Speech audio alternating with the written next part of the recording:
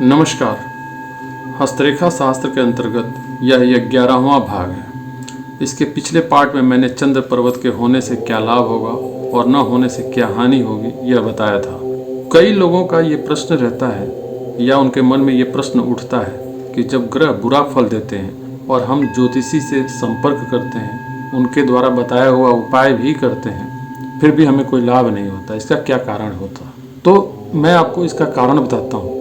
यदि आप उपाय सात्विक करते हैं और आपका आचरण तामसिक हो तो आप कोई भी उपाय क्यों न करें, वह उपाय आपको फ़ायदा नहीं पहुंचाएगा। उपाय तभी फ़ायदा पहुंचाएगा जब आपका आचरण भी सात्विक हो और उपाय भी सात्विक हो। यदि आप तामसिक उपाय करते हैं और आपका आचरण सात्विक है तो भी उपाय फ़ायदा नहीं पहुंचाएगा। या तो आप तामसिक उपाय करते हो तो आपका आचरण भी तामसिक होना चाहिए। तो ये विशेष फर्क होता है। और सात्विक उपाय अपनाने वालों को सात्विक और शुद्ध आचरण भी होना चाहिए। मैं ये नहीं कहता कि आप बिल्कुल ऋषि मुनि बन जाए, लेकिन जितना हो सके आप अपनी तामसिक वृत्तियों पर नियंत्रण रखें और फिर उपाय करें। तो आप पाएंगे कि साधारण ज्योतिषीय उपाय भी आपको जीवन में सब कुछ प्राप्त करा देगा जिसकी आप इच्छा रखते हैं। आज के वीडियो में मैं हर्षल पर्वत के बारे में बताऊँगा। हर्षल पर्वत को प्रजापति भी कहते हैं। इस पर्वत का प्रभाव दूसरे ग्रहों के पर्वतों की अपेक्षा ज़्यादा पड़ता है। यह पर्वत मनुष्य को मानसिक एवं शारीरिक क्षमता प्रदान करता है।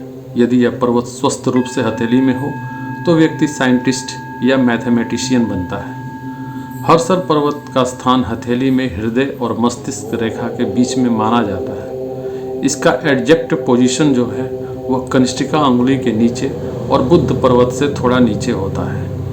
इस पर्वत का प्रभाव हृदय रेखा और मस्तिष्क रेखा पर विशेष रूप से पड़ता है। यदि हथेली में इस पर्वत का विकास बुध पर्वत के नीचे और हृदय एवं मस्तिष्क रेखा के बीच में हो तो ऐसे व्यक्ति विश्व प्रसिद्ध साइंटिस्ट, मैथमेटिशियन बनते हैं। एटम, मॉलिक्यूल्स, टेलीविज़न और अन्य कॉम्प्लिकेटेड मशीन्स के निर्माण में वो सफल होते हैं। यदि हर्षल पर्वत का विकास न हो या कम हुआ हो तो ऐसे व्यक्ति मशीनरी से संबंधित काम करते हैं और ऐसे ही स्थानों पर नौकरी करना भी पसंद करते हैं। यदि हर्षल पर्वत पर त्रिकोण और चतुर्भुज का निशान हो तो व्यक्ति आश्चर्यजनक तरीके से प्रगति करता है। अपने काम से वह वर्ल्ड लेवल का सम्मान भी प्राप्त करता है। समाज में उसका सम्मान होता है और जीवन में उम्मीद से ज़्यादा तरक्की प्राप्त करता है। यदि हर्षल पर्वत से कोई रेखा अनामिका अंगुली की ओर जाती हो तो व्यक्ति जीवन में अपने किसी भी कार्य से विश्व प्रसिद्ध होता है।